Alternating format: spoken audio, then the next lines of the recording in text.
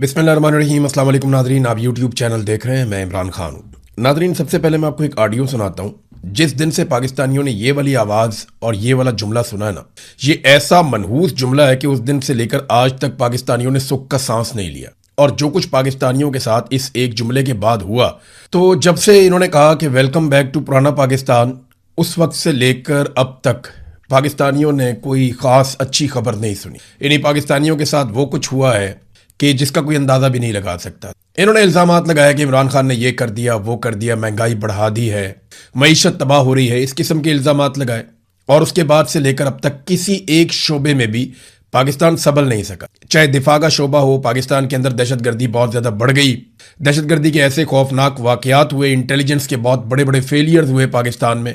India ने पाकिस्तान का पानी रोक लिया, तो ये बहुत बड़ी एक पाकिस्तान की नाकामी हुई।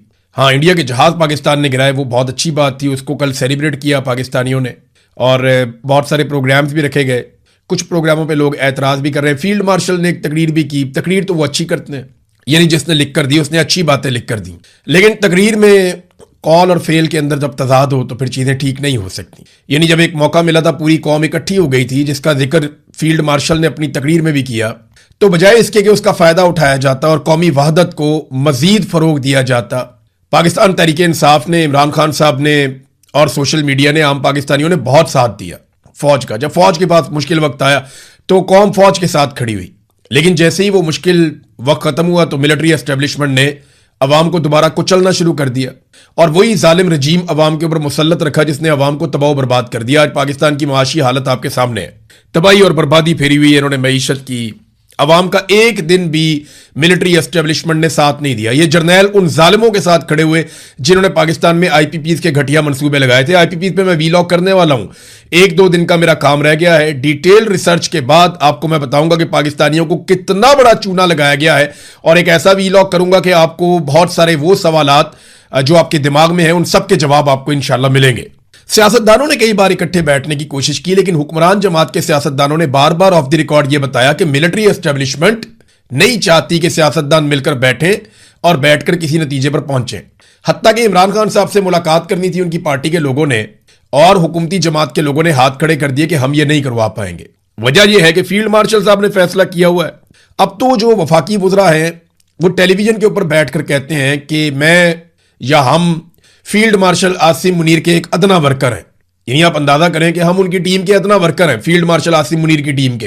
तो नवाज शरीफ ने इतनी दहाइयों तक सियासत, यानी 50 साल होने वाले नवाज शरीफ की सियासत को, कुछ 40 साल तो हो गए इनको। इतनी लंबी सियासत नवाज शरीफ ने इसलिए की थी कि end of the day Nawaz Sharif की पार्टी के वुज़रा ये कह रहे होंगे कि हम फील्ड मार्शल आसिम मुनीर के, यानी एक सरकारी मुलाजिम के अदना वर्कर हैं। तो एक सरकारी मुलाजिम की जिसने रिटायर हो जाना है, घर चले जाना है, उसकी चाकरी के लिए अगर एक सियासी जमात बनी है तो फिर अफसोस है, नवाज शरीफ की सियासत का इससे बुरा अंजाम हो नहीं सकता।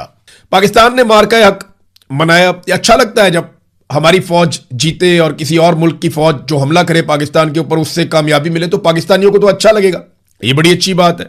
लेकिन भाईचारे के माहौल को जिस तरह जबरदस्ती, जालसाजी के जरिए जुल्म और जबर से खत्म किया गया, वो इंतहाई अफसोसनाक है।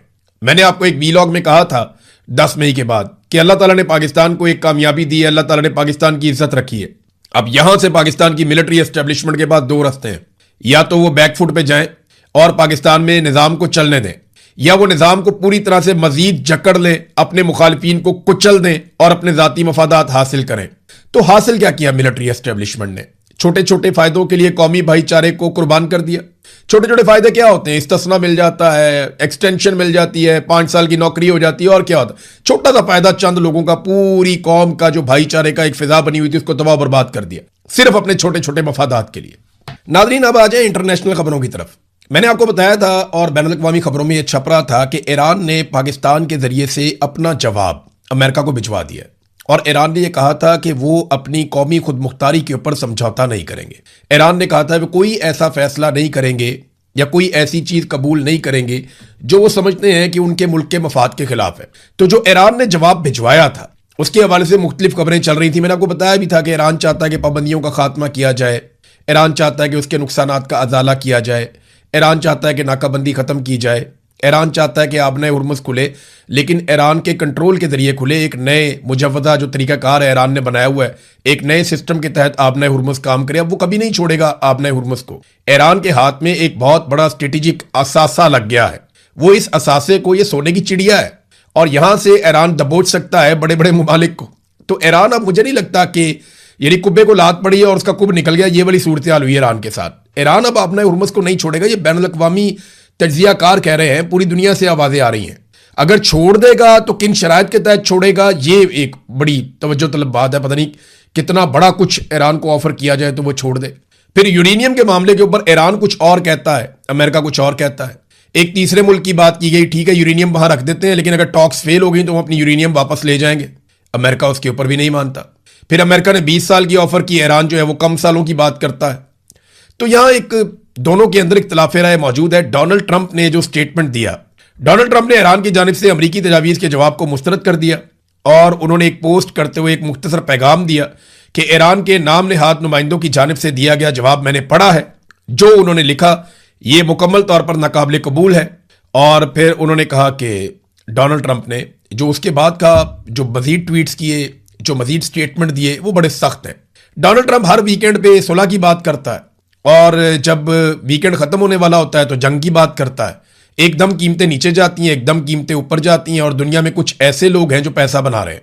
डोनाल्ड ट्रंप के ऊपर मीडिया बाज़ ये इल्जामात लगवाता है कि वो अपने साथियों को या अपने दोस्तों को नवाजने के लिए भी इस किस्म के बयानात देते हैं। इस किस्म के इल्जामात लगाए जा रहे हैं कि कुछ ऐसे सरमायाकार हैं मिडिल ईस्ट में जो कार्रवाइयां डाल रहे हैं और उन्हें पहले से अंदाजा होता है कि अब सिचुएशन किधर जाएगी। वो उस हिसाब से अपनी खरीदारी और बाद में सेल करते हैं और इसमें वो अरबों डॉलर बना रहे हैं। अब डोनाल्ड ट्रंप ने बार बार ये कहा कि मैं जंग खत्म कर दूंगा, फिर एकदम सूरत हाल बदलती है, वो कहते जी अब दोबारा जंग लगा दूंगा। अब नेतन्याहू के साथ डोनाल्ड ट्रंप ने फौरी तौर पर राब्ता किया। उस पर नेतन्याहू ने भी एक स्टेटमेंट जारी किया है। अब इस्राएली वज़ीर आज़म ये कहता है कि ईरान के खिलाफ जंग खत्म नहीं हुई, यूरेनियम कब्जे में लिया जाएगा।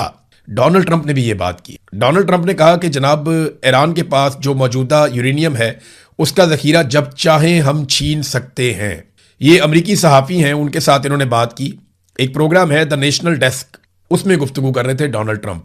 और डोनाल्ड ट्रंप ने कहा कि हम किसी भी मरहले पर ऐसा कर सकते हैं जब चाहें। अमरीकी फ़ौज के ज़रिए से उस मवाद की निगरानी हम कर रहे हैं और अगर किसी ने इसके करीब जाने की कोशिश की तो हमें फ़ौरन पता चल जाएगा और हम उसे निशाना बनाएंगे। हम यूरेनियम को उठा भी सकते हैं, ला भी सकते हैं। ये डोनाल्ड ट्रंप ने कहा। यानी अपने स्टेटमेंट में उन्होंने ये साबित करने की कोशिश की जैसे यूरेनियम एक जगह पे पड़ी हुई है, अमेरिका को पता है, अमेरिका किसी को उसके पास नहीं जाने दे रहा, अगर कोई जाएगा तो उसको तबाह कर दिया जाएगा और यूरेनियम को अमेरिकन जब चाहें उठाकर वहां से ला सकते हैं। ये डोनाल्ड ट्रंप ने इस किस्म का एक दावा किया। इस दावे में कितनी सदाकत है इसके बारे में कुछ नहीं कहा जा सकता, लेकिन इसराइल के साथ डोनाल्ड ट्रंप ने राब्ता किया और बाद में बेंजामिन नेतन्याहू ने कहा कि जी जंग खत्म नहीं हुई, यूरेनियम को हम हर हाल में कब्जे में लेंगे। लेकिन अब डोनाल्ड ट्रंप को किसी किस्म की फेस सेविंग नहीं मिल रही, बहुत बुरी तरह फंस गया है वो। अमेरिका में उसके मुवाखजे की बातें हो रही हैं। मिड टर्म इलेक्शन में डोनाल्ड ट्रंप को बदतरीन शिकस्त होती हुई दिखाई दे रही है। अगर यही सूरत हाल चलती रही और मिड टर्म इलेक्शन में डोनाल्ड ट्रंप हार गया तो ये एक ऐसा अमरीकी सदर होगा जिसको मुआखजे की सूरत में अमरीकी व्हाइट हाउस से निकलना पड़ेगा। और अगर ये वहां से निकलता है तो जेडी वेंस आ जाएगा। बहुत सारे लोग जेडी वेंस को आने वाले सदर के तौर पर देख रहे हैं और उसके साथ ताल्लुकात बेहतर करने की कोशिश कर रहे हैं। डोनाल्ड ट्रंप पे एक कातलाना हमला पहले हो चुका है और एक मरतबा दोबारा इस किस्म का वाकया हुआ।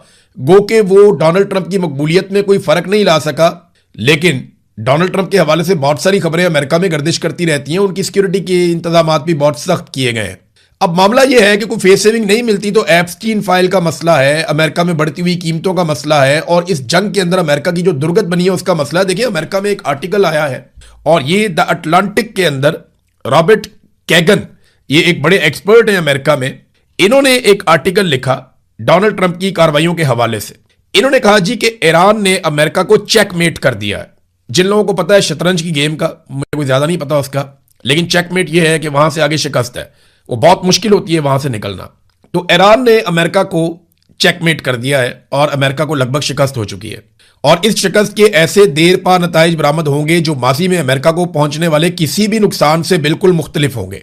वो अपने आर्टिकल में लिखते हैं द अटलांटिक के अंदर कि अमेरिका ये जंग कैसे हारा, ईरान से जंग कैसे हारा। रॉबर्ट कैगन ने जो आर्टिकल लिखा उसका थोड़ा सा उर्दू तर्जुमा मैंने निकाला आपके लिए, तो मैं आपको ये बताता हूं कि उसने लिखा कि वाशिंगटन इस वक्त ईरान के हाथों चेकमेट हो चुका है। अमेरिका ने फौजी दबाव और पाबंदियों का जो हरबा इस्तेमाल किया था वो ईरान के सियासी अज़ाइम को तोड़ने में नाकाम रहा है। फिर उन्होंने कहा कि सदर ट्रंप की पॉलिसियों ने अमेरिका को एक ऐसे बागी सुपर पावर में बदल दिया है जो अपने ही बनाए हुए आलमी निज़ाम को तबाह कर रहा है। उन्होंने कहा कि ट्रंप की हिकमत अमली में किसी तवील मुद्दती मंसूबे का फुकदान है। वो महज वक्ती तौर पे सूरत हाल के मुताबिक फैसले कर रहे हैं, उन्हें बिल्कुल आइडिया नहीं है कि क्या करना चाहिए। फिर उन्होंने लिखा कि एक नुक्ता उठाया उन्होंने कि अमेरिका ने यह साबित कर दिया कि वो एक नाकाबिले एतबार पार्टनर है। मशरिक़ वस्ता में अमरीकी असर रसूख कम हो रहा है। यानी पहले लोग भरोसा करते थे कि अमेरिका साथ है तो हम बच जाएंगे, अब लोग भरोसा नहीं कर रहे और अमेरिका के साथ वैसे नहीं खड़े। और अब यह खित्ता बड़ी आलमी ताकतों रूस और चीन के लिए एक खुला मैदान बनता चला जा रहा है। फिर जंग के नताइज के हवाले से उन्होंने लिखा कि ईरान के खिलाफ फौजी कार्रवाई के अहदाफ जो मुकर्रर किए गए थे, जैसे कि जोहरी प्रोग्राम का खात्मा या हुकूमत की तब्दीली, ये अब नामुमकिन हो चुका है। ईरान ने अपनी बका की सलाहियत साबित कर दी है, जिससे खित्ते में जो एक स्ट्रेटेजिक तवाजुन है वो ईरान के हक में झुक गया है। फिर उन्होंने कहा कि आलमी निज़ाम का खात्मा हो रहा है। उसने खबरदार किया कि गुज़िश्ता 80 सालों से कायम अमरीकी क़यादत वाला लिबरल आलमी निज़ाम अब ख़त्म हो रहा है और दुनिया एक ऐसे दौर में दाखिल हो रही है जो ज़्यादा गैर मुस्तहकम और ख़तरनाक होगा। रॉबर्ट कैगन का जो ये आर्टिकल है, इसको अगर आप पढ़ें तो आपको एक चीज़ का अंदाज़ा होगा जो वो कहना चाह रहा है कि अमेरिका की क़यादत में दुनिया में जो एक आलमी निज़ाम चल रहा था वो अभी शदीद ख़तरे में है और अमेरिका को तारीख की एक बदतरीन शिकस्त हो रही है और इसके असरात जो हैं वो माजी में होने वाली किसी भी शिकस्त से ज़्यादा बुरे होंगे। नाज़रीन, इसी मौके पर सऊदी अरब से एक शहजादे हैं तुर्की अल फैसल, उनका एक स्टेटमेंट आया। ये स्टेटमेंट बड़ा इंपॉर्टेंट है। ये सऊदी अरब के साबिक इंटेलिजेंस चीफ हैं और इनके ये शाही फैमिली के हैं, तो इनका स्टेटमेंट आप ये समझेंगे सऊदी अरब का ऑफिशियल स्टेटमेंट है। तो इनका जो बयान है वो ये है कि अगर हमें और ईरान को जंग में धकेलने का इसराइली मंसूबा कामयाब हो जाता तो ये खित्ता तबाही और बर्बादी के गड्ढे में गिर जाता। हमारे हजारों बेटे और बेटियां एक ऐसी जंग में लुकमा अजल बन जाते जिसमें हमारा कोई मफाद या हिस्सा नहीं था। इसराइल इस खित्ते पर अपनी मर्जी मुसल्लत करने में कामयाब हो जाता और हमारे गिरदो नवा में वाहिद बाअसर कुव्वत बनकर रह जाता। मोहम्मद बिन सलमान ने ईरान को बरादर खलीजी ममालिक के दरमियान तफरीक पैदा करने की इजाज़त नहीं दी। देखिए, ये बहुत इंपॉर्टेंट स्टेटमेंट है। इस मौके पर सऊदी अरब में इस वक्त हज की तैयारियां हो रही हैं और पूरी दुनिया से मुसलमान वहां पे मेहमान आए हुए हैं। मुझे नहीं लगता कि इस वक्त कोई जंग उसको बढ़ावा दिया जा सकता है। दूसरी जानिब सऊदी अरब के स्टेटमेंट को दो तरह से देखा जा रहा है। एक तो ये कि अब तक जितने दावे किए गए इसराइली मीडिया के जरिए से और अमरीकी मीडिया की तरफ से कि सऊदी अरब पूरी ताकत से इस लड़ाई में अमेरिका और इसराइल के साथ खड़ा था, वो दावे दुरुस्त नहीं है और उन्होंने बार बार कहा कि हम अपनी सरजमीन इस्तेमाल नहीं करने देंगे। लेकिन एक बात आपको यह समझनी पड़ेगी कि अमेरिका बहुत बालादस्ती रखता है, उसका बड़ा तसल्लुत है अरब ममालिक के ऊपर और वो ताकत के बलबूते पे अपनी कार्रवाइयां करता भी है।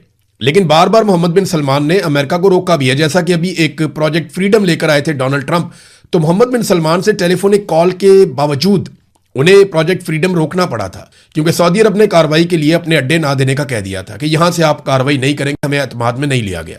तो एक तरफ अमेरिका और इसराइल के अखबारात की खबरें गलत साबित होती हैं, लेकिन दूसरी तरफ यह भी एक हकीकत है कि सऊदी सरजमीन को बारहा ईरान के खिलाफ इस्तेमाल भी किया गया है। अब वो अमेरिका एक बालादस्त कुव्वत है, वो अपनी मनमानी भी करता है।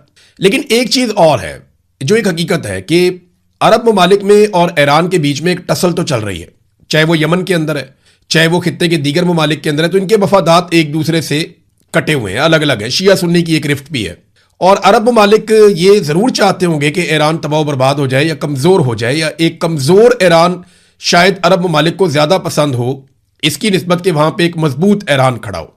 देखे ना, जैसे यूएई है वो बहुत खुलकर ईरान के खिलाफ बात कर रहा है। सऊदी अरब जो है उसने अपना एक मौक़िफ़ रखा, कतर ने भी, कि नहीं हमें लड़ाई नहीं करनी चाहिए, लेकिन उनकी सरजमीन इस्तेमाल जरूर हुई है ईरान के खिलाफ। अब इस सूरत हाल में जहां पे ईरान ने अपनी ताकत को साबित किया है, तो मेरे ख्याल में अरब ममालिक के दिमाग में शायद अब यह बात आ रही है कि ईरान के साथ हमें बातचीत करके मामला निपटा देना चाहिए, क्योंकि डोनाल्ड ट्रंप के बाजुओं पर उनका भरोसा खत्म होता चला जा रहा है। लेकिन एक बात और है कि अभी हज का सीजन है, इसके बाद शायद सूरत हाल फिर बदल जाए। और वैसे भी अभी डोनाल्ड ट्रंप का चाइना का दौरा है 13 से लेकर 15 तारीख तक। उसके ऊपर हम एक स्पेशल वीलॉग करेंगे जिसमें हम आपको बताएंगे कि चाइना और अमेरिका के बीच में कौन सी चीजें माजी में और कौन सी चीजें आज तनाजे का बायस बन सकती हैं, और डोनाल्ड ट्रंप और शी जिनपिंग की ये मुलाकात कितनी इंपॉर्टेंट है इस पे हम वीलॉग करेंगे और ये दौरा कितना इंपॉर्टेंट है। लेकिन मामला ये है कि इस दौरे में भी आपने हुर्मुज और खलीजी सूरत पर ही बातचीत होनी है। एक और खबर मैं आपको बताऊं, और ये पाकिस्तान की जानिब से तरदीद आई थी, लेकिन न्यूयॉर्क टाइम ने इस पे एक आर्टिकल लिख दिया है। न्यूयॉर्क टाइम ने साफ दावा किया है कि पाकिस्तानियों को बाकायदा यूएई से बेदखल किया जा रहा है। आर्टिकल ये कहता है, इसका खुलासा मैं आपको बता देता हूं। चूंकि पाकिस्तान अमेरिका और ईरान के दरमियान सालसी कर रहा है, मुत्तहदा अरब अमारात के साथ इसका दरीना इत्तेहाद दरार का शिकार हो रहा है। इस दौलतमंद खलीजी मुल्क ने पाकिस्तानी कारकुनों की बड़े पैमाने पर बेदखली शुरू कर दी है। एक ऐसा इकदाम जो पाकिस्तान में बहुत से लोगों के लिए रोजगार और ज़र मुबादला के एक अहम जरिए के लिए खतरा बन गया है। ऐसा लगता है कि मुत्तहदा अरब अमारात इस बात पर नाखुश है कि पाकिस्तान ने अपनी सरजमीन पर होने वाले ईरानी हमलों की ज्यादा सख्ती से मजम्मत नहीं की। यानी जो कुछ हुआ वहां मुत्तहदा अरब अमारात के साथ पाकिस्तान वैसे खड़ा नहीं हुआ जैसे सऊदी अरब के मामले में खड़ा हुआ। ये मुत्तहदा अरब अमारात को लगता है इस आर्टिकल के मुताबिक, जबकि वो बैक वक्त वाशिंगटन और तेहरान के दरमियान अमन के लिए मुज़ाकरात की कोशिश भी कर रहा है।